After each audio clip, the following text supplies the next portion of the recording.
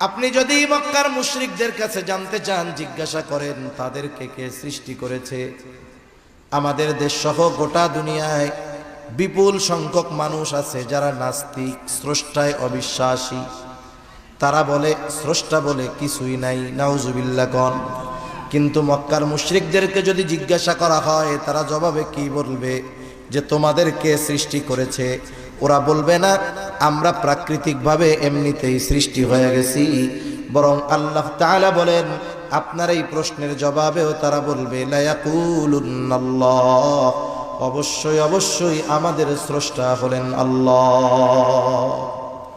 তাহলে মক্কার মুশরিকরা এরা আল্লাহর অস্তিত্বে বিশ্বাসী ছিল, তবে আল্লাহ তাআলার সাথে এমন কিছু শিরক তারা করতো আল্লাহর সাথে, যেগুলোর কারণে তাদের এই বিশ্বাস মূল্যহীন হয়ে গেছে, কোনো দাম নাই।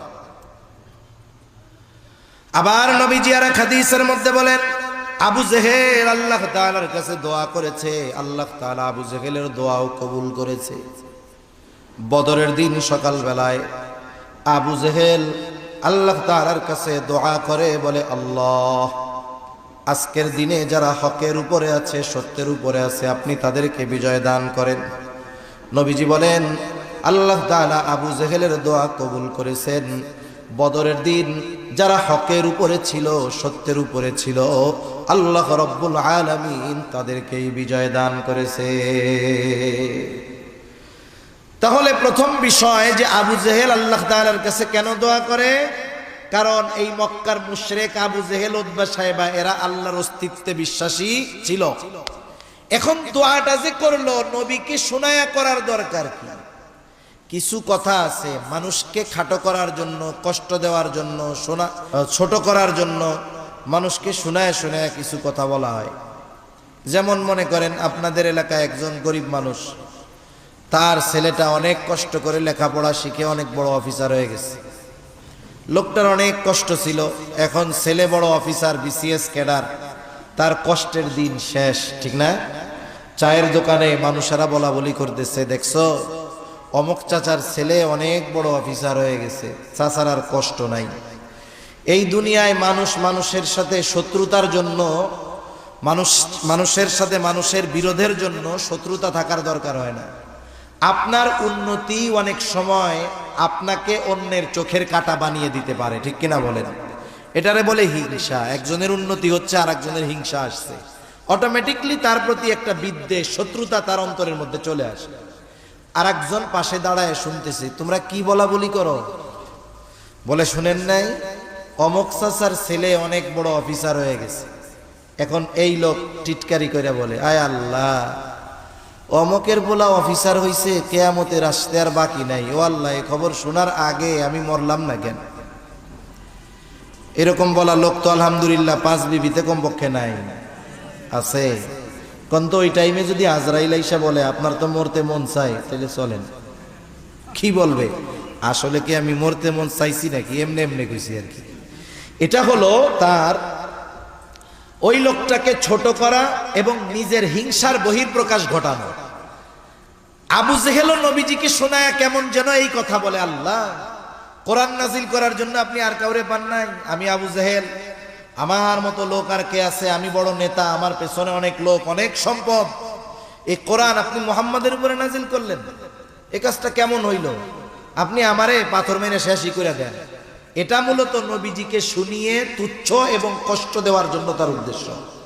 আচ্ছা বলেন তো, আপনারা দুইজন বন্ধু এক জায়গায় গেছেন, আপনার যেই বন্ধু তিনি অনেক শরীফ মানুষ, ভদ্র মানুষ, আল্লাহর খাঁটি এক বান্দা, আপনি তার পাশে, আর এক লোক আপনার বন্ধুকে উদ্দেশ্য করে কিছু কথা বলতেছে, যেই কথাগুলো শুনে বন্ধু কষ্ট পায় কিন্তু কিছু কয় না, মাথা নিচের দিকে দিয়ে আছে। আপনি তো আর বন্ধুর মতো নরম ধরম না। এখন বলেন তো, আপনার বন্ধুকে উদ্দেশ্য করে এই রকম তির্যক মার্কা কথা, খোসা মারা কথা, কষ্ট দেওয়ার কথা কেউ যদি বলে, আপনি চুপ করে শুনবেন না প্রতিবাদ করবেন? নবীজি আবু জেহেলের এই কথায় কিছু বলে না, কিন্তু আল্লাহ রাব্বুল আলামিন আবু জেহেলের এই কথার জবাব পাঠায় দিলেন। আল্লাহ তাআলা ওহী নাজিল করে জানায় দেন। আল্লাহ তাআলা কেমন যেন বলেন, ও আবু জেহেল, তোমরা যা বলো, তোমরা যা করো, তাতে তোমরা তো ওই রকম শাস্তির উপযুক্ত। তবে তোমাদের এত অবাধ্যতার পরেও, সীমা লঙ্ঘনের পরেও কেন আমি তোমাদের শাস্তি দেই না শুনা নাও। এই কথাটাই কেমন যেন নবীজির জবান দিয়ে আবু জেহেলকে আল্লাহ শোনায় দেন। আল্লাহ তাআলা বলেন, ওয়ামা কানাল্লাহু লিয়ুআযযিবাহুম ওয়া আনতা ফীহিম। আল্লাহ তাআলা বলেন, আপনি যতক্ষণ তাদের মধ্যে আছেন, শুধুমাত্র আপনার সম্মানার্থে আমি তাদেরকে আযাব দিব না। ওরা আযাবের উপযুক্ত, কিন্তু দেই না কেন? কারণ আপনি তো পৃথিবীতে আছেন। বলেন তো, পৃথিবীতে এমন একটা ইঞ্চি জায়গা আছে যেই জায়গার রহমত নবী না আছে? তাহলে যেখানে নবী আছেন ওখানে আল্লাহ তাআলা কেমন করে গজব দিবেন? অতীতেও আল্লাহ তাআলা যখন কোথাও কোনো নবীর উম্মতকে গজব দিতে চেয়েছেন, আগে ওই নবীকে তার এলাকা থেকে সরায় নিয়েছেন, এরপরে গজব দিয়েছেন। কিন্তু আমার আপনার নবী তো রহমাতুল লিল আলামিন। আমার আপনার নবী রহমাতুল লিল আলামিন হওয়ার কারণে পৃথিবীর এমন কোনো জায়গা নাই যেই জায়গার রহমত তিনি নন। শুধুমাত্র এই কারণে নবীজি বর্তমান, এই কারণে আবু জেহেল, উতবা, সায়বা এমন আচরণ করার পরেও শুধুমাত্র নবীজির খাতিরেই আল্লাহ তাআলা তাদেরকে শাস্তি দেন না। অনেক সময় আমার আপনার আপনজন, প্রিয়জন অপরাধ করে, একটা মজলিসের মধ্যে অপরাধ করছে, ওর কাজকর্ম দেখা মনে চাইতেছে ওরে ধইরা পিটাই, কিন্তু ওইখানে অনেক সম্মানিত ব্যক্তি আছে, ওনাদের সম্মানের দিকে তাকাইয়া ওরে আর পিটাই না।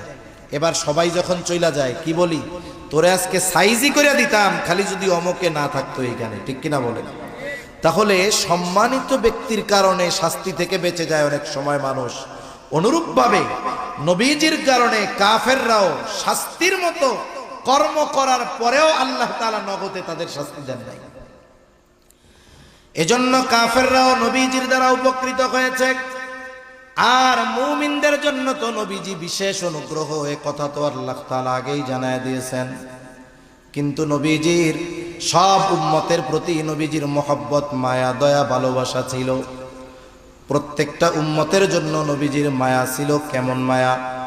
আব্দুল্লাহ ইবনে আমর ইবনুল আস রাদিয়াল্লাহু তাআলা আনহু থেকে বর্ণিত, তিনি বলেন, সাহাবায়ে কেরাম মজলিসের মধ্যে বসা, হঠাৎ করে নবীজি কোরআনুল কারীম থেকে তিলাওয়াত করতেছেন। তিনি বলেন, আন্নান নাবিয়্যা সাল্লাল্লাহু আলাইহি ওয়াসাল্লাম তাআলা মা কাওলাল্লাহি আযজা ওয়া জাল্লা ফি ইব্রাহিম আলাইহিস সালাম।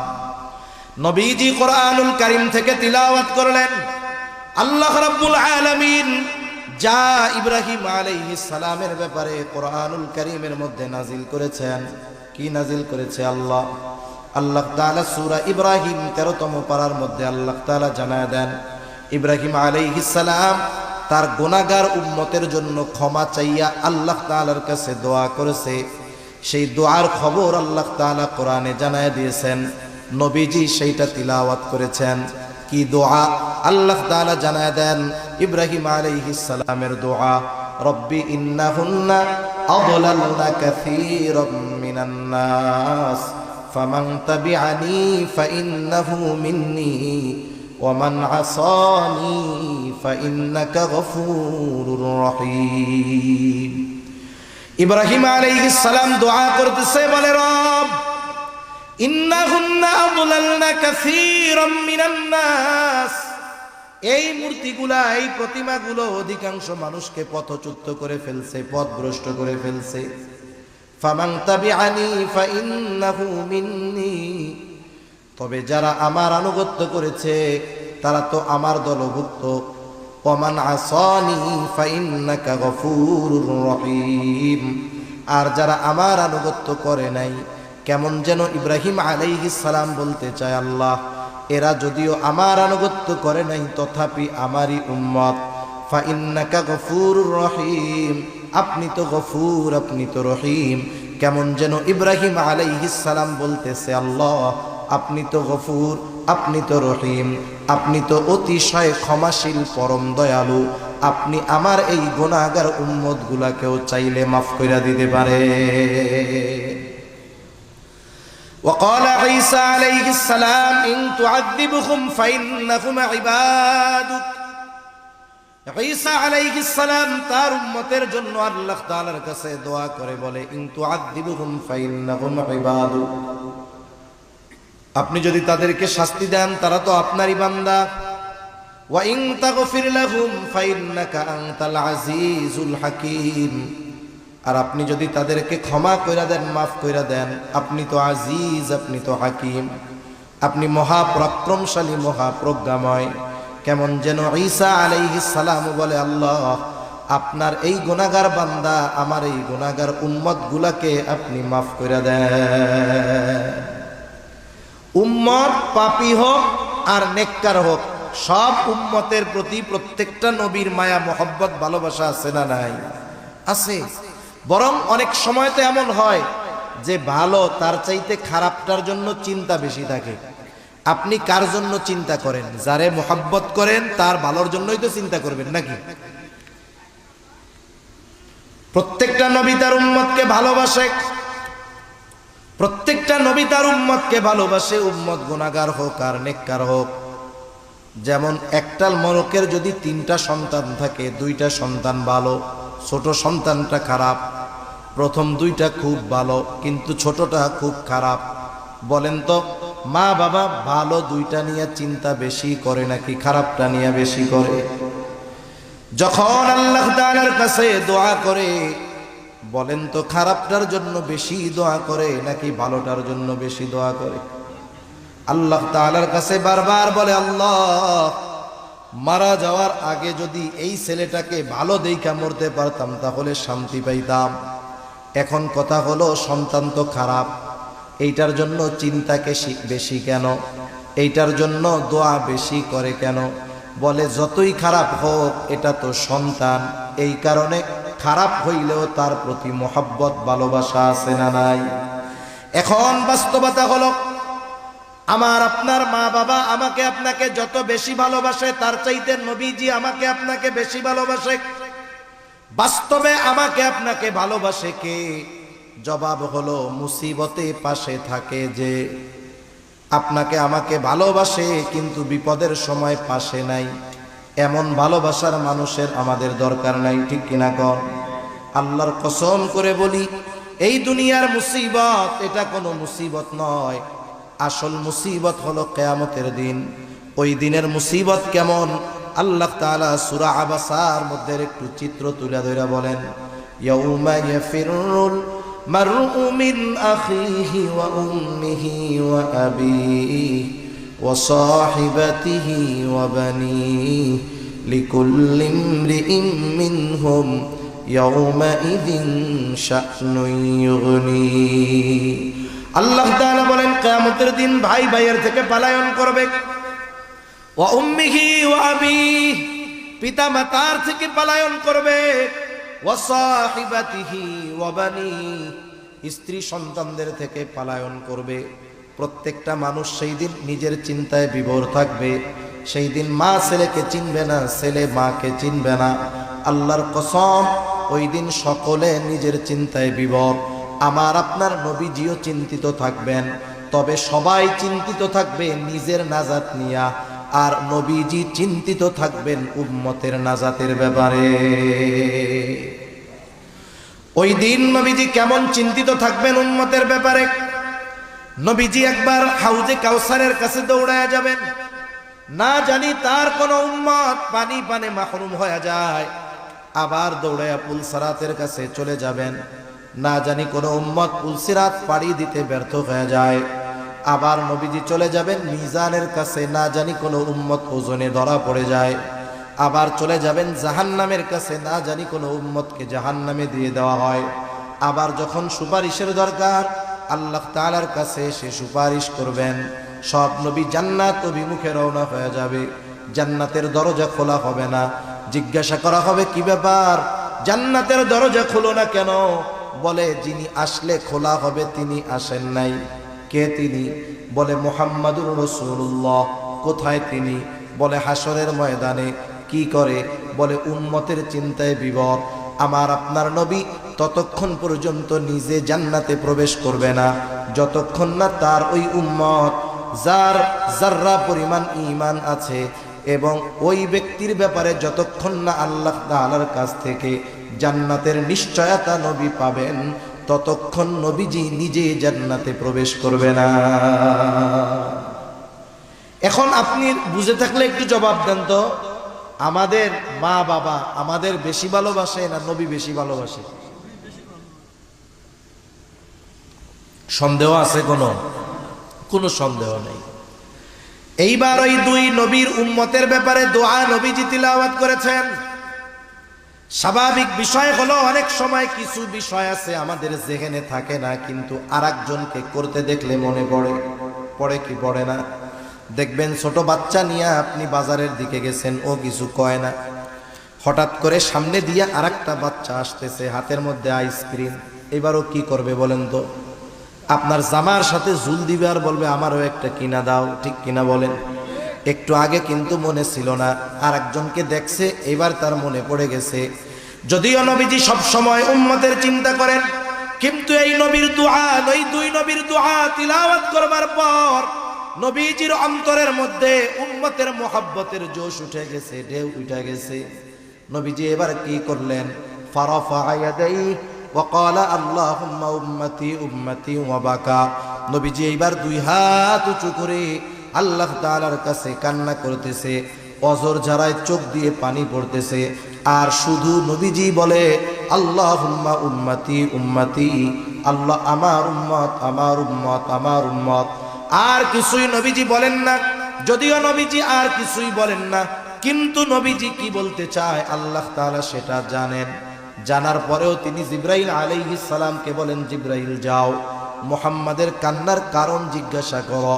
এইবার জিবরাইল আলাইহিস সালাতু ওয়াস সালাম এসে বলে, আপনার কান্নার কারণ কি? যদিও আপনার মালিক আপনার কান্নার কারণ জানে, এরপরেও আপনার মুখে শুনতে চায়। নবীজি এইবার উম্মতের ব্যাপারে সব কথা প্রাণ খুলে জিবরাইল আলাইহিস সালামের কাছে বললেন। জিবরাইল আলাইহিস সালাম আল্লাহ তাআলার কাছে গিয়ে বলে, তার কান্নার কারণ হলো তার উম্মত। আল্লাহ তাআলা বলে, জিবরাইল যাও মুহাম্মদকে গিয়ে জানায় দাও, আমি অচিরেই তাকে তার উম্মতের ব্যাপারে সন্তুষ্ট করব, তাকে অসন্তুষ্ট করব না। আল্লাহ তাআলার কাছ থেকে নবীজি এই দুনিয়ায় থাকতে উম্মতের ব্যাপারে সব সুবিধা চাইয়া আনছেন। সেই জন্য নবী মেরাজে গেছেন, নিজের কথা বলেন নাই। ওইখানে গিয়েও আল্লাহ তাআলা কাছে গিয়েও নবীজি উম্মতকে বলেন নাই। এটা হলো উম্মতের প্রতি মহব্বত ভালোবাসা থাকার কারণে। শুধু তাই না, নবীজি যখন তার উম্মতের দ্বারা আঘাতপ্রাপ্ত হয়েছেন, নবীজি কখনো আঘাতপ্রাপ্ত হওয়ার পরেও ওই উম্মতের জন্য নবীজি বদদোয়া করেন নাই। এটা মহব্বতের একটা বহির প্রকাশ। নবীজি যখন তায়েফে গেছে, একেবারে পাথর মারতে মারতে নবীজিকে রক্তাক্ত করে ফেলছে।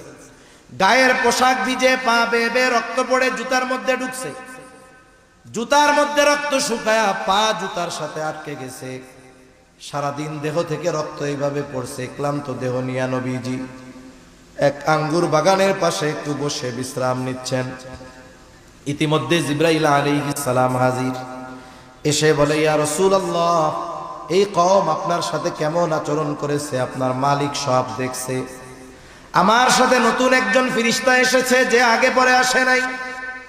এইবার নবীজি বলেন, ওই নতুন ফেরেশতা আমার কাছে এসে আমাকে সালাম দিল। সালাম দিয়ে বলে, ইয়া রাসূলুল্লাহ, এই কওম আপনার সাথে কেমন আচরণ করেছে আপনার মালিক সব জানেন। আমাকে পাঠিয়েছেন আপনার আদেশ পালন করার জন্য। আপনি যদি আমাকে আদেশ দেন, দুই পাহাড় দিয়ে এদেরকে পিষে দেওয়া হবে, নিশ্চিহ্ন হয়ে যাবে, কোনো অস্তিত্ব থাকবে না, জনবসতি ছিল কেউ জানতে পারবে না।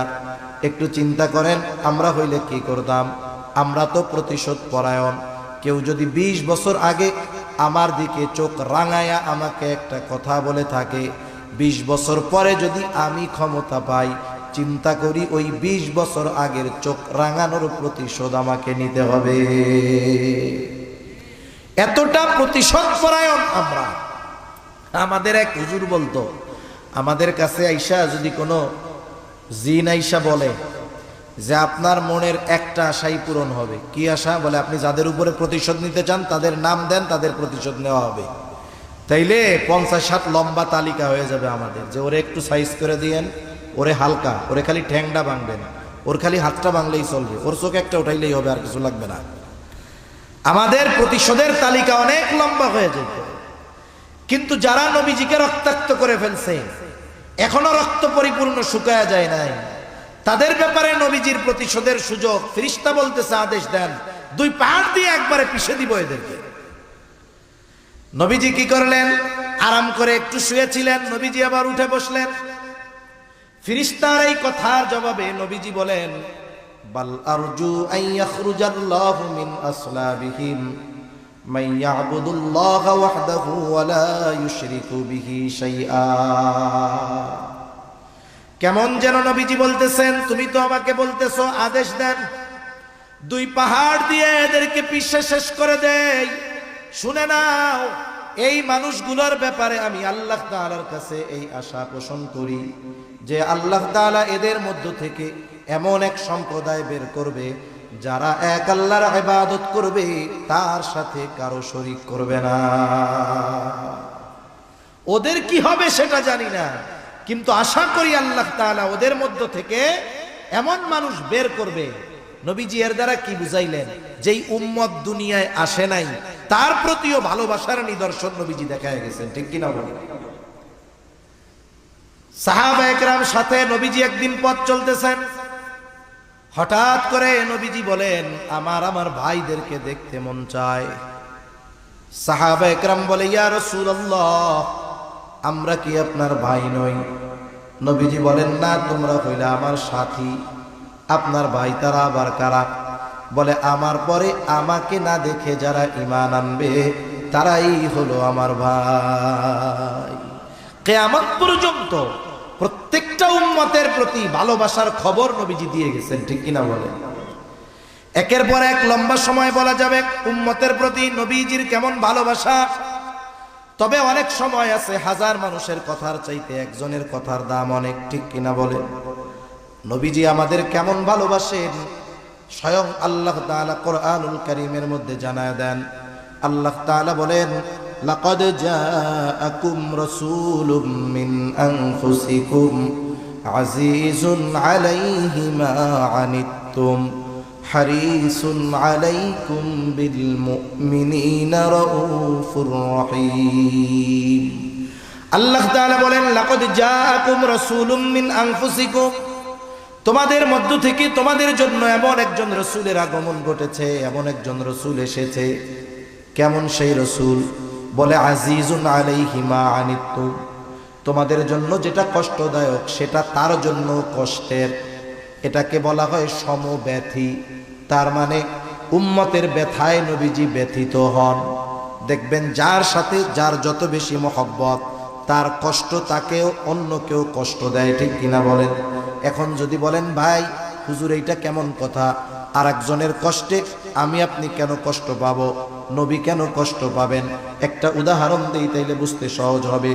অনেকের ছোট বাচ্চা আছে, বয়সটা হয়তো 2 বছর, 2.5 বছর, 1.5 বছর, গ্রামের ভিতরে বসবাস করে।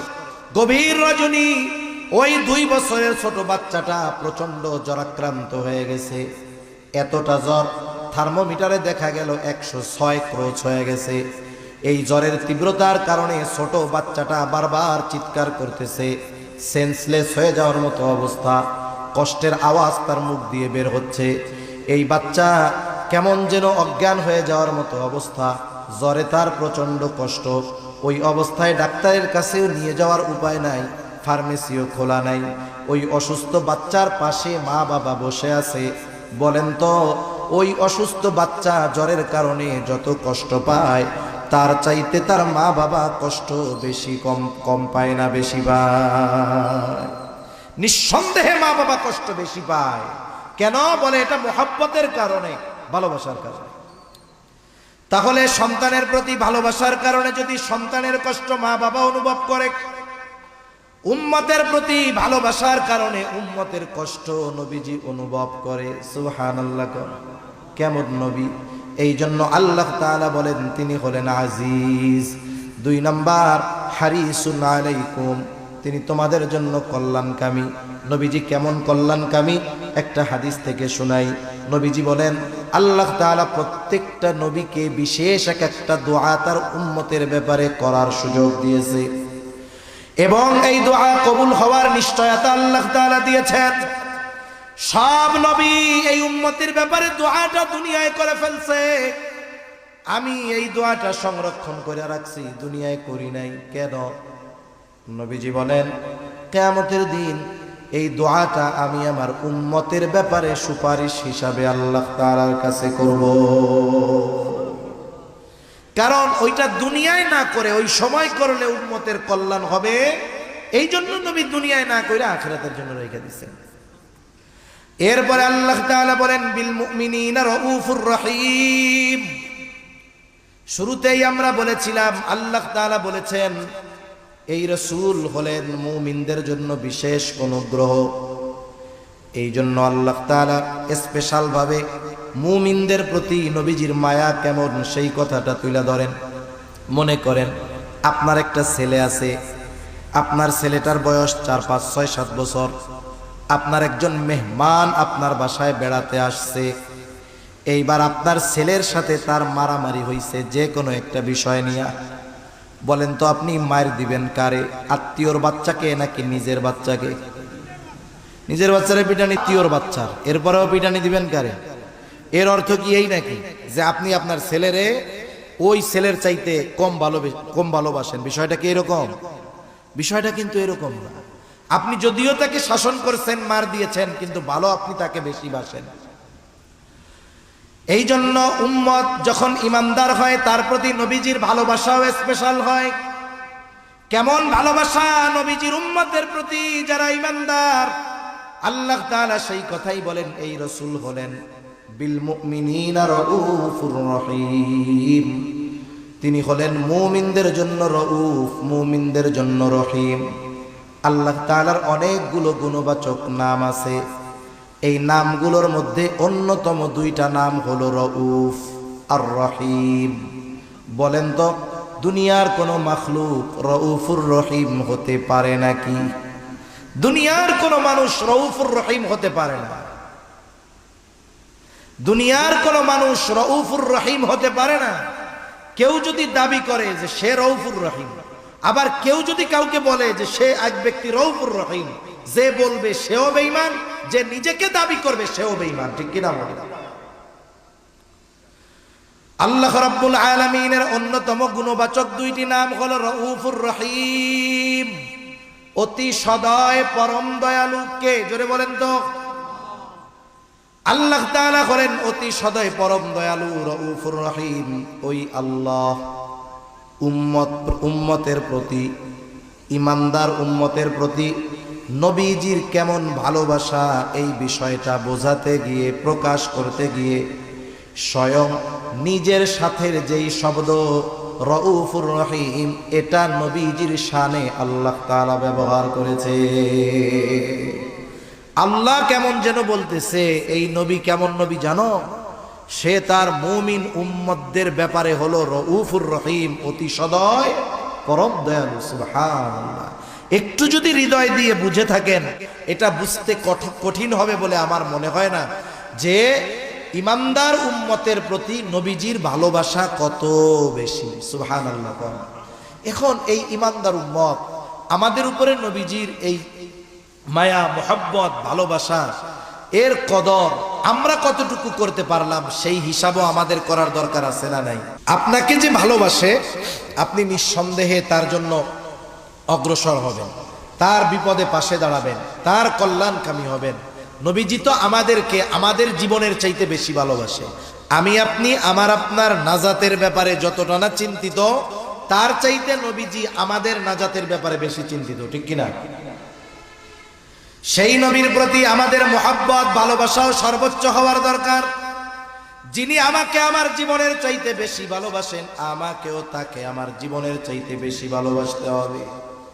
নবীজিকে ভালোবাসা এটা মুমিনের ঈমান। নবীজিকে ভালোবাসা ব্যতীত কেউ ঈমানদার হতে পারবে না। এই জন্য নবীজিও বলেন লা ইউমিনু আহাদুকুম হাত্তা আকুনা আহাব্বা ইলাইহি মিন ওয়ালিদিহি ওয়া ওয়ালাদিহি ওয়ান নাসি আজমাইন। নবীজি বলেন, তোমাদের মধ্যে কেউ ততক্ষণ পর্যন্ত মুমিন হতে পারবে না যতক্ষণ না সে তার পিতা মাতা সন্তান সন্ততি এক কথায় সকলের চাইতে আমি নবীকে বেশি ভালোবাসবে। তাহলে আমাকে আপনাকে সবচাইতে বেশি ভালোবাসতে হবে নবীকে। এটা হলো মুমিনের ঈমানের দাবি।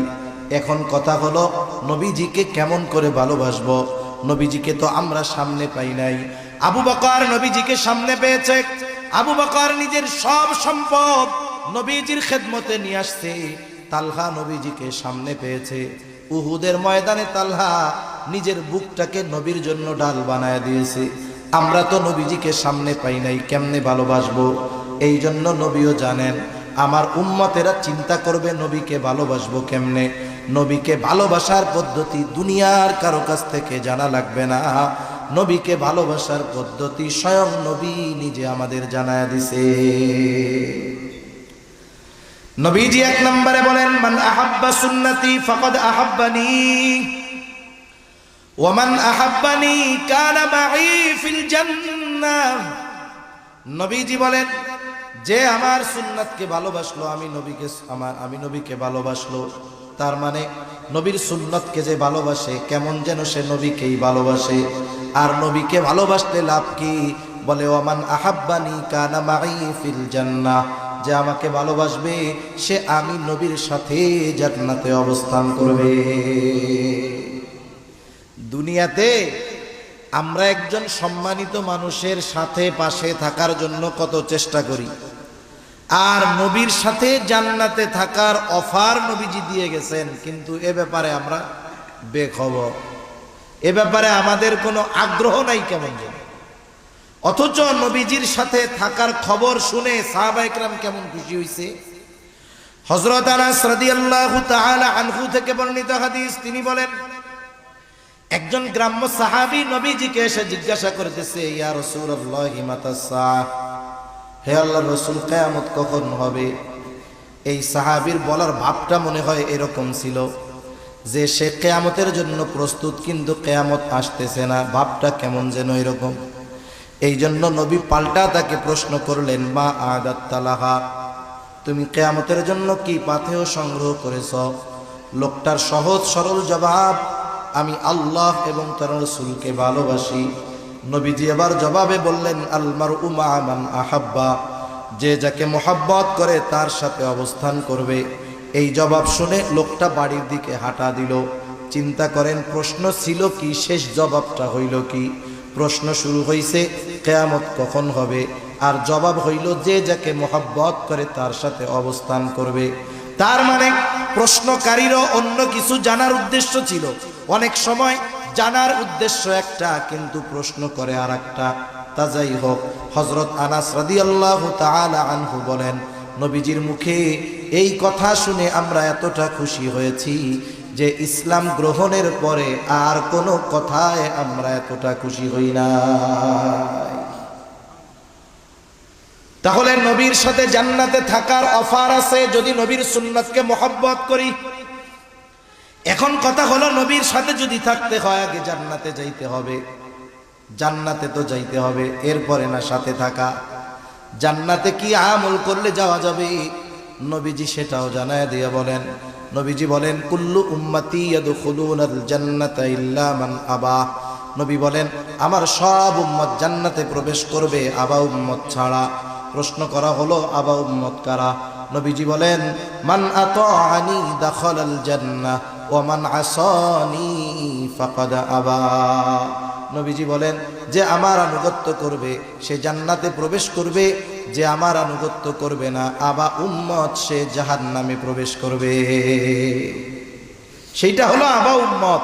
এজন্য দুই হাদিসের সমন্বয় যদি আসে, নবীর মোহাব্বতকে, নবীর সুন্নাতকে মোহাব্বতের সাথে যারা অনুসরণ করবে এরাই নবীর সাথে জান্নাতে অবস্থান করবে। ঠিক কিনা বলেন? এজন্য আমরা আমাদের জীবনকে নবীজির আলোকে, সুন্নাতের আলোকে সাজাবো। বলা যায় না হায়াত কখন শেষ হয়ে যায়, বলা যায়? কথা আমার শেষের দিকে। নবীজির সাথে জান্নাতে থাকতে পারা এটা তো বড় সুখবর, এটার চাইতে বড় সুসংবাদ আর কিছুই হতে পারে না।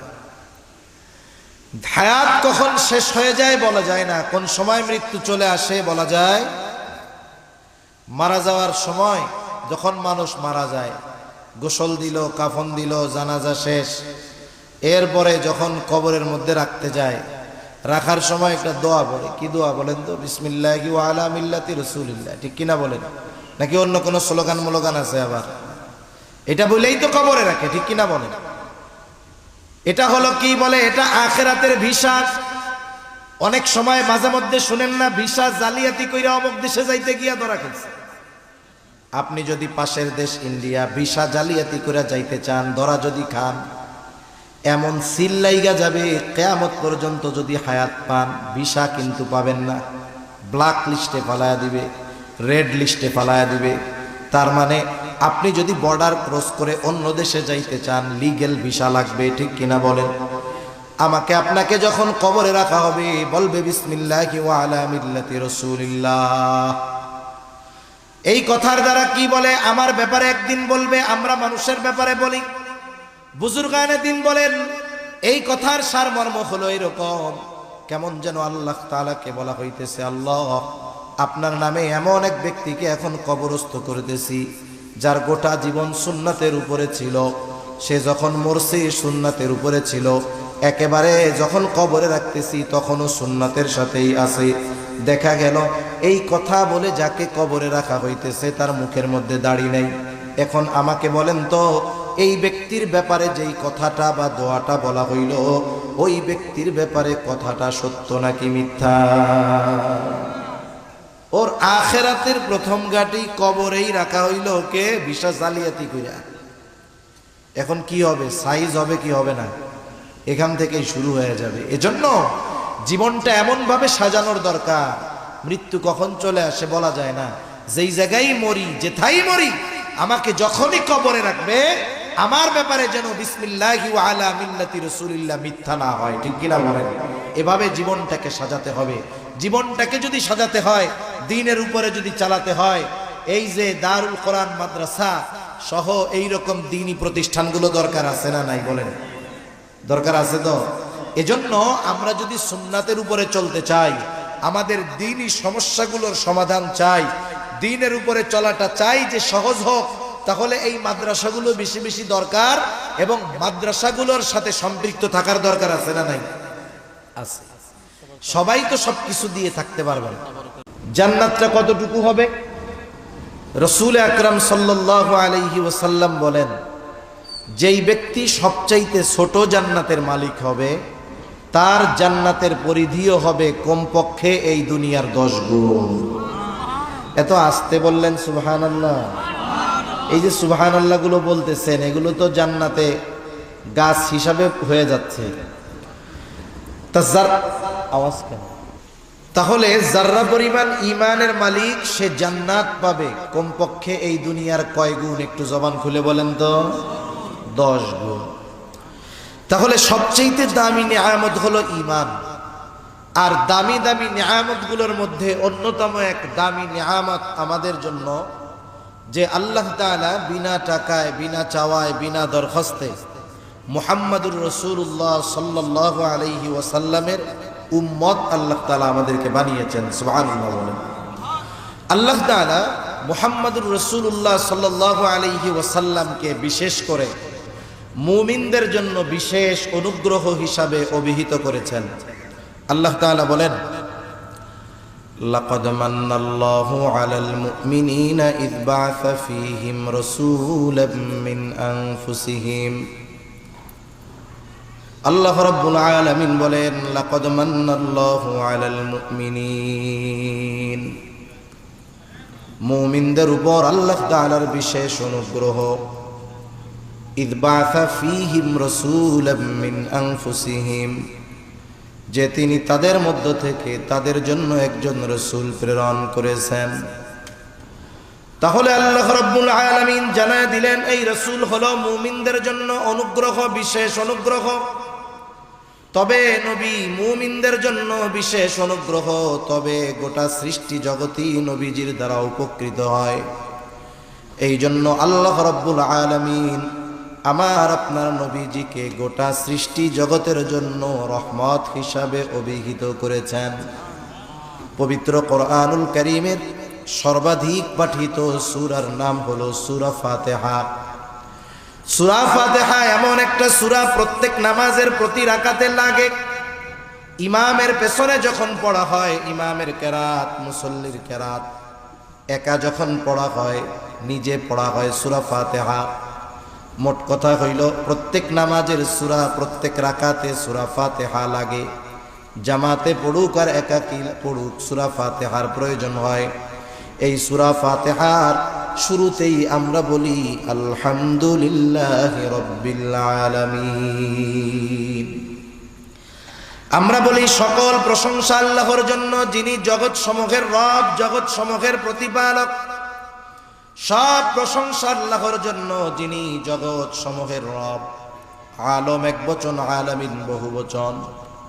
তার মানে আলম তথা জগৎ একটা নয়, বরং অগণিত জগৎ যিনি সৃষ্টি করেছেন তিনি কে? মহাকাশ নিয়ে যারা গবেষণা করে, পৃথিবীর মধ্যে সবচাইতে প্রসিদ্ধ যেই সংগঠন, এটার নাম হলো নাসা। মহাকাশ নিয়ে তারা গবেষণা করে। আমাদের দেশেও আছে মহাকাশ গবেষণা কেন্দ্র, যেটার নাম হলো স্পার্স। কিন্তু নাসা কত অ্যাডভান্স, নাসার চাইতে আমরা আরো বেশি অ্যাডভান্স। নাসা যেটা 100 বছর পরের হিসাব চিন্তা করতেছে, আমরা এটা 100 বছর আগে করি। কেন আপনি বলেন তো? আপনি যদি কোনো ইঞ্জিনিয়ার, দেশের সেরা ইঞ্জিনিয়ারকে বড় মেডিকেল কলেজ হসপিটালের দায়িত্ব দিয়ে বলেন আজ থেকে মেজর অপারেশনগুলো ইঞ্জিনিয়ার সাহেব আপনি করবেন, এটা কি পসিবল? তার জন্য সম্ভব? সম্ভব না। আমাদের দেশের মহাকাশ গবেষণা কেন্দ্রের মহাপরিচালক যিনি, তিনি একজন কৃষিবিদ। বলেন তো কৃষিবিদের কাজ কি? কৃষিবিদের কাজ হইল যে ধানে কেন পোকা লাগতেছে, এই ধানগুলো কেন তাজা হইতেছে না, ধানের পোকাগুলো কিভাবে দূর করা যায়, কিভাবে উৎপাদন বাড়ানো যায়, এই কাজগুলো হইল তার। ঠিক কিনা বলেন? এখন আমরা কেন নাসায় একজন কৃষিবিদকে নিয়োগ দিলাম? মহাপরিচালক হিসাবে কেন কৃষিবিদকে দিলাম? আপনারা কি শুনেন মাঝে মধ্যে যে আশা করা যায় কয়েক যুগের মধ্যেই মঙ্গল গ্রহে মানুষের বসবাস হবে? শুনতেছেন এরকম? কেন? মঙ্গলে জমি কিনতেছে। এখন মানুষ যদি বসবাস করে, মানুষের খাবারের দরকার আছে না নাই? কথা বলে না। খাবারের দরকার আছে। খাবার দরকার হলে চাষাবাদের দরকার আছে। তাহলে ওই চাষাবাদ করবে কেডা? আমাকেও আমরা যে করব। এই জন্য মহাকাশ গবেষণায় আমরা একজন কৃষিবিদরে নিয়োগ দিছি। তাইলে বলেন নাসা অ্যাডভান্স না আমরা অ্যাডভান্স? এই হলো দেশের অবস্থা। যার যে কাম না, তারে যদি সেই কাজ দিয়ে রাখে, তাহলে ওই জায়গায় উন্নতি কশিন কালেও সম্ভব নয়। তাহলে এই নাসা মাঝে মধ্যে আমাদেরকে খবরে জানায় যে নতুন আর একটা গ্রহ আবিষ্কার করা হয়েছে। দুনিয়ার মানুষ এই খবর শ্রবণ করবার পরে অবাক হয়ে যায়, হতবাক হয়ে যায়। কিন্তু আল্লাহ তাআলা ১৫০০ বছর আগেই এই বিশ্ববাসীকে জানায় দিয়েছেন জগৎ একটা নয়, বরং বহু জগৎ যিনি সৃষ্টি করলেন তিনি কে? তাহলে আল্লাহ তাআলা হলেন রব্বুল আলামিন, জগৎ সমূহের রব, জগৎ সমূহের প্রতিপালক। সেই রব, সেই মালিক আল্লাহ তাআলা কোরআনুল কারীমের মধ্যে ঘোষণা দিয়ে বলেন, ওয়ামা আরসালনাকা ইল্লা রাহমাতাল লিল আলামিন।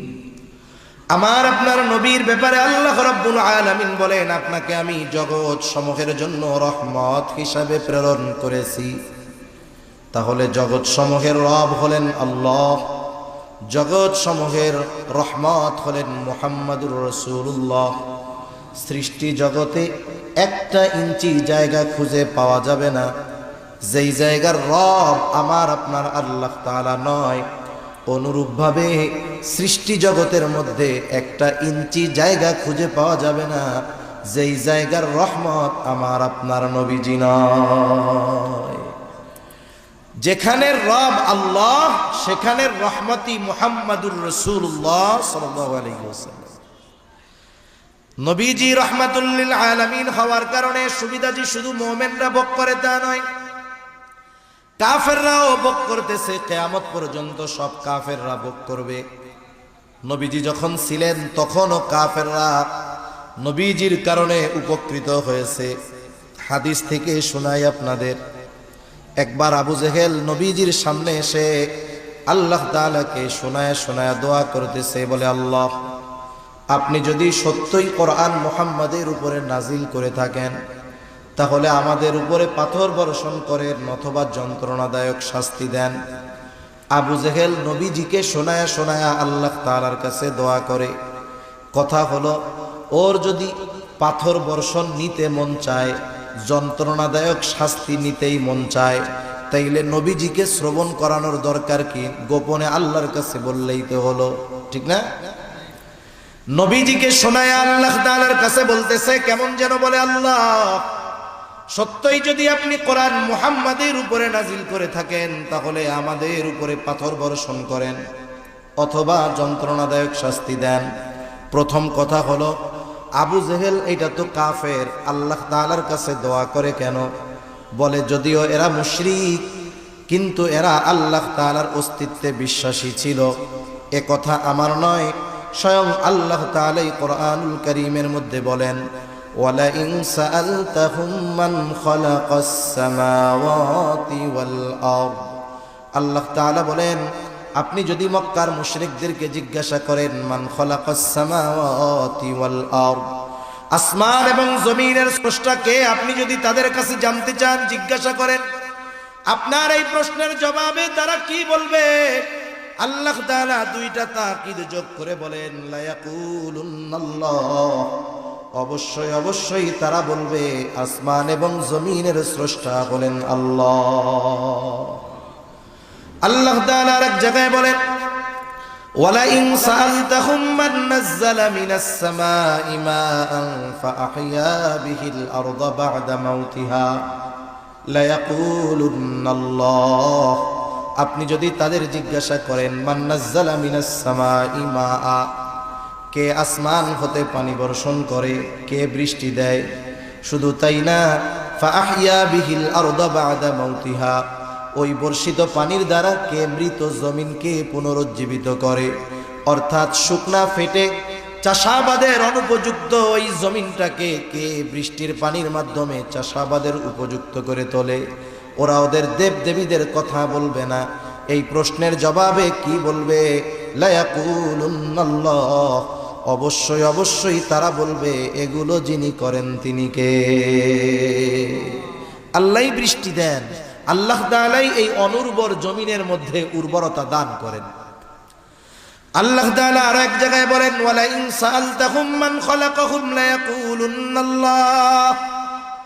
আপনি যদি মক্কার মুশরিকদের কাছে জানতে চান, জিজ্ঞাসা করেন তাদেরকে কে সৃষ্টি করেছে, আমাদের দেশ সহ গোটা দুনিয়ায় বিপুল সংখ্যক মানুষ আছে যারা নাস্তিক, স্রষ্টায় অবিশ্বাসী।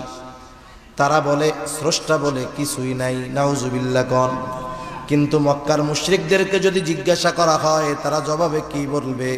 যে তোমাদেরকে সৃষ্টি করেছে। ওরা বলবে না আমরা প্রাকৃতিকভাবে এমনিতেই সৃষ্টি হয়ে গেছি, বরং আল্লাহ তাআলা বলেন আপনার এই প্রশ্নের জবাবেও তারা বলবে লা ইয়াকুলুন্নাল্লাহ, অবশ্যই অবশ্যই আমাদের স্রষ্টা হলেন আল্লাহ। তাহলে মক্কার মুশরিকরা এরা আল্লাহর অস্তিত্বে বিশ্বাসী ছিল, তবে আল্লাহ তাআলার সাথে এমন কিছু শিরক তারা করতো আল্লাহর সাথে, যেগুলোর কারণে তাদের এই বিশ্বাস মূল্যহীন হয়ে গেছে, কোনো দাম নাই। আবার নবীজি আর হাদিসের মধ্যে বলেন, আবু জেহেল আল্লাহ তাআলার কাছে দোয়া করেছে, আল্লাহ তাআলা আবু জেহেলের দোয়াও কবুল করেছে। বদরের দিন সকাল বেলায় আবু জেহেল আল্লাহ তাআলার কাছে দোয়া করে, বলে আল্লাহ, আজকের দিনে যারা হকের উপরে আছে, সত্যের উপরে আছে, আপনি তাদেরকে বিজয় দান করেন। নবীজি বলেন আল্লাহ তাআলা আবু জেহেলের দোয়া কবুল করেছেন। বদরের দিন যারা হকের উপরে ছিল, সত্যের উপরে ছিল, আল্লাহ রাব্বুল আলামিন তাদেরকেই বিজয় দান করেছে। তাহলে প্রথম বিষয় যে আবু জেহেল আল্লাহ তাআলার কাছে কেন দোয়া করে, কারণ এই মক্কার মুশরিক আবু জেহেল উতবা সাহেবা এরা আল্লাহর অস্তিত্বে বিশ্বাসী ছিল। এখন দোয়াটা যে করলো নবীকে শোনায়া করার দরকার কি? কিছু কথা আছে মানুষকে খাটো করার জন্য, কষ্ট দেওয়ার জন্য, শোনা একটু ছোট করার জন্য মানুষকে শোনায় শোনায় কিছু কথা বলা হয়। যেমন মনে করেন আপনাদের এলাকায় একজন গরিব মানুষ, তার ছেলেটা অনেক কষ্ট করে লেখাপড়া শিখে অনেক বড় অফিসার হয়ে গেছে। লোকটার অনেক কষ্ট ছিল, এখন ছেলে বড় অফিসার, বিসিএস ক্যাডার, তার কষ্টের দিন শেষ, ঠিক না? চায়ের দোকানে মানুষেরা বলা বলি করতেছে, দেখছো অমুক চাচার ছেলে অনেক বড় অফিসার হয়ে গেছে, চাচার আর কষ্ট নাই। এই দুনিয়ায় মানুষ মানুষের সাথে শত্রুতার জন্য, মানুষের সাথে মানুষের বিরোধের জন্য শত্রুতা থাকার দরকার হয় না। আপনার উন্নতি অনেক সময় আপনাকে অন্যের চোখের কাঁটা বানিয়ে দিতে পারে, ঠিক কিনা বলেন? এটারে বলে হিংসা। একজনের উন্নতি হচ্ছে আর একজনের হিংসা আসছে, অটোমেটিকলি তার প্রতি একটা বিদ্বেষ, শত্রুতা তার অন্তরের মধ্যে চলে আসে। আর একজন পাশে দাঁড়ায় শুনতেছে, তোমরা কি বলা বলি করো?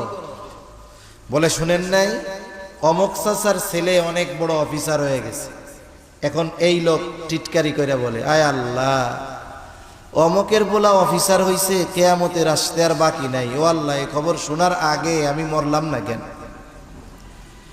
এরকম বলা লোক তো আলহামদুলিল্লাহ 5 বিবিতে কমপক্ষে নাই, আছে।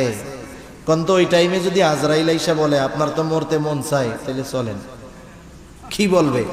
আসলে কি আমি মরতে মন চাইছি নাকি, এমনি এমনি কইছি আর কি।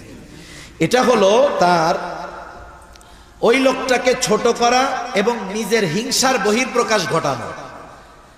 আবু জেহেল নবীজিকে শোনায় কেমন যেন এই কথা বলে, আল্লাহ কোরআন নাজিল করার জন্য আপনি আর কাউরে পান নাই? আমি আবু জেহেল, আমার মতো লোক আর কে আছে? আমি বড় নেতা, আমার পেছনে অনেক লোক, অনেক সম্পদ। এই কোরআন আপনি মুহাম্মাদের উপরে নাজিল করলেন, এই কাজটা কেমন হইল? আপনি আমারে পাথর মেরে শেষই করে দেন। এটা মূলত নবীজিকে শুনিয়ে তুচ্ছ এবং কষ্ট দেওয়ার জন্য তার উদ্দেশ্য।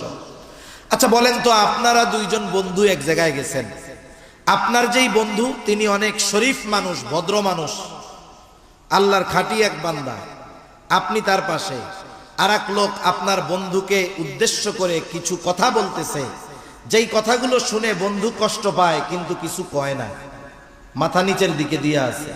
আপনি তো আর বন্ধুর মতো নরম ধরম না। এখন বলেন তো, আপনার বন্ধুকে উদ্দেশ্য করে এই রকম তির্যক মার্কা কথা, খোসা মারা কথা, কষ্ট দেওয়ার কথা কেউ যদি বলে, আপনি চুপ করে শুনবেন না প্রতিবাদ করবেন? নবীজি আবু জেহেলের এই কথায় কিছু বলে না, কিন্তু আল্লাহ রাব্বুল আলামিন আবু জেহেলের এই কথার জবাব পাঠায় দিলেন। আল্লাহ তাআলা ওহী নাজিল করে জানায় দেন, আল্লাহ তাআলা কেমন যেন বলেন, ও আবু জেহেল, তোমরা যা বলো, তোমরা যা করো, তাতে তোমরা তো ওই রকম শাস্তির উপযুক্ত। তবে তোমাদের এত অবাধ্যতার পরেও, সীমা লঙ্ঘনের পরেও কেন আমি তোমাদের শাস্তি দেই না, শুনা নাও। এই কথাটাই কেমন যেন নবীজির জবান দিয়ে আবু জেহেলকে আল্লাহ শোনায় দেন। আল্লাহ তাআলা বলেন, ওয়ামা কানাল্লাহু লিয়ুআযযিবাহুম ওয়া আনতা ফীহিম। আল্লাহ তাআলা বলেন, আপনি যতক্ষণ তাদের মধ্যে আছেন, শুধুমাত্র আপনার সম্মানার্থে আমি তাদেরকে আযাব দিব না। ওরা আযাবের উপযুক্ত, কিন্তু দেই না কেন?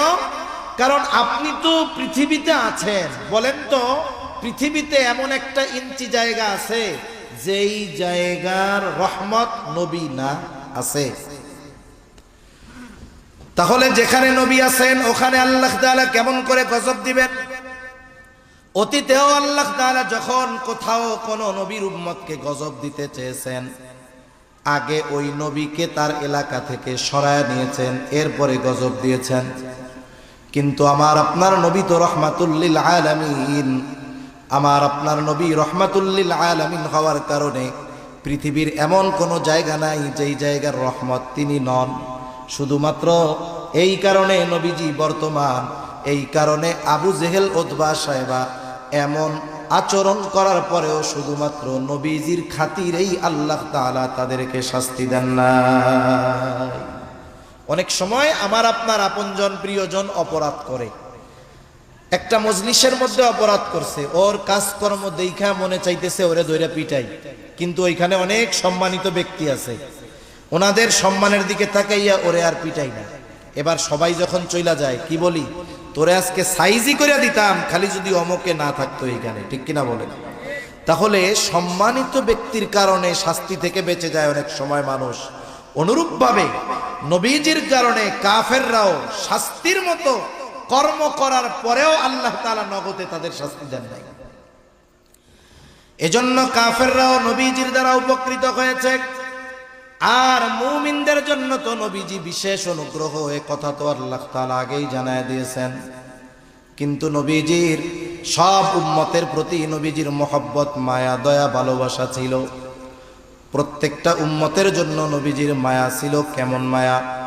আব্দুল্লাহ ইবনে আমর ইবনুল আস রাদিয়াল্লাহু তাআলা আনহু থেকে বর্ণিত, তিনি বলেন, সাহাবায়ে কেরাম মজলিসের মধ্যে বসা, হঠাৎ করে নবীজি কোরআনুল কারীম থেকে তিলাওয়াত করতেছেন। তিনি বলেন, আন্নান নাবিয়্যা সাল্লাল্লাহু আলাইহি ওয়াসাল্লাম তাআলা মা কাওলাল্লাহি আযযা ওয়া জাল্লা ফি ইব্রাহিম আলাইহিস সালাম। নবীজি কোরআনুল কারীম থেকে তিলাওয়াত করলেন, আল্লাহ রাব্বুল আলামিন যা ইব্রাহিম আলাইহিস সালামের ব্যাপারে কোরআনুল কারীমের মধ্যে নাজিল করেছেন। কি নাজিল করেছে? আল্লাহ তাআলা সূরা ইব্রাহিম 13তম পারার মধ্যে আল্লাহ তাআলা জানায় দেন, ইব্রাহিম আলাইহিস সালাম তার গুনাহগার উম্মতের জন্য ক্ষমা চাইয়া আল্লাহ তাআলার কাছে দোয়া করেছে। সেই দোয়ার খবর আল্লাহ তাআলা কোরআনে জানায় দিয়েছেন, নবীজি সেইটা তিলাওয়াত করেছেন। কি দোয়া? আল্লাহ তাআলা জানায় দেন ইব্রাহিম আলাইহিস সালামের দোয়া, রব্বি ইন্নাহুন্না আযলালনা কাসীরাম মিনান নাস ফামান তাবিআনি ফাইন্নাহু মিন্নি ওয়া মান আসানি ফাইন্নাকা গফুরুর রহিম। ইব্রাহিম আলাইহিস সালাম দোয়া করতেছে, বলে, রব ইন্নাহুন্না আযলালনা কাসীরাম মিনান নাস, এই মূর্তিগুলা, এই প্রতিমাগুলো অধিকাংশ মানুষকে পথচ্যুত করে ফেলছে, পথভ্রষ্ট করে ফেলছে। ফামান তাবিআনি ফাইন্নাহু মিন্নি, তবে যারা আমার আনুগত্য করেছে তারা তো আমার দলভুক্ত। ওয়া মান আসানি ফাইন্নাকা গফুরুর রহিম, আর যারা আমার আনুগত্য করে নাই, কেমন যেন ইব্রাহিম আলাইহিস সালাম বলতে চায়, আল্লাহ এরা যদিও আমার আনুগত্য করে নাই তথাপি আমারই উম্মত, ফাইন্নাকা গফুরুর রহিম, আপনি তো গফুর, আপনি তো রহিম। কেমন যেন ইব্রাহিম আলাইহিস সালাম বলতেছে, আল্লাহ আপনি তো গফুর, আপনি তো রহিম, আপনি তো অতিশয় ক্ষমাশীল, পরম দয়ালু, আপনি আমার এই গুনাহগার উম্মত গুলাকেও চাইলে মাফ কইরা দিতে পারে। وقال عيسى عليه السلام إن تعذبهم فإنهم عبادك। ঈসা আলাইহিস সালাম তার উম্মতের জন্য আল্লাহ তাআলার কাছে দোয়া করে বলে, ইন তুআযিবুহুম ফাইন্নাহুম ইবাদুক, আপনি যদি তাদেরকে শাস্তি দেন তারা তো আপনারই বান্দা। ওয়া ইন তাগফির লাহুম ফাইন্নাকা আনতাল আজিজুল হাকীম, আর আপনি যদি তাদেরকে ক্ষমা কইরা দেন, মাফ কইরা দেন, আপনি তো আজিজ, আপনি তো হাকিম, আপনি মহাপরাক্রমশালী, মহাপ্রজ্ঞাময়। কেমন যেন ঈসা আলাইহিস সালাম বলে, আল্লাহ আপনার এই গুনাহগার বান্দা, আমার এই গুনাহগার উম্মত গুলাকে আপনি মাফ কইরা দেন। উম্মত পাপী হোক আর নেককার হোক, সব উম্মতের প্রতি প্রত্যেকটা নবীর মায়া, মহব্বত, ভালোবাসা আছে না নাই? আছে। বরং অনেক সময় তো এমন হয় যে ভালো তার চাইতে খারাপটার জন্য চিন্তা বেশি থাকে। আপনি কার জন্য চিন্তা করেন? যারে মহব্বত করেন তার ভালোর জন্যই তো চিন্তা করবেন নাকি? প্রত্যেকটা নবী তার উম্মতকে ভালোবাসে, প্রত্যেকটা নবী তার উম্মতকে ভালোবাসে, উম্মত গুনাহগার হোক আর নেককার হোক। যেমন একটা মরকের যদি 3টা সন্তান থাকে, 2টা সন্তান ভালো, ছোট সন্তানটা খারাপ। প্রথম 2টা খুব ভালো কিন্তু ছোটটা খুব খারাপ। বলেন তো মা বাবা ভালো দুইটা নিয়ে চিন্তা বেশি করে নাকি খারাপটা নিয়ে বেশি করে? যখন আল্লাহ তাআলার কাছে দোয়া করে বলেন তো খারাপটার জন্য বেশি দোয়া করে নাকি ভালোটার জন্য বেশি দোয়া করে? আল্লাহ তাআলার কাছে বারবার বলে, আল্লাহ মারা যাওয়ার আগে যদি এই ছেলেটাকে ভালো দেইখা মরতে পারতাম তাহলে শান্তি পাইতাম। এখন কথা হলো সন্তান তো খারাপ, এইটার জন্য চিন্তাকে বেশি কেন? এইটার জন্য দোয়া বেশি করে কেন? বলে যতই খারাপ হোক এটা তো সন্তান, এই কারণে খারাপ হইলেও তার প্রতি মহব্বত ভালোবাসা আছে না নাই? এখন বাস্তবতা হলো আমার আপনার মা বাবা আমাকে আপনাকে যত বেশি ভালোবাসে তার চাইতে নবীজি আমাকে আপনাকে বেশি ভালোবাসে। বাস্তবে আমাকে আপনাকে ভালোবাসে কে? জবাব হলো মুসিবতে পাশে থাকে যে।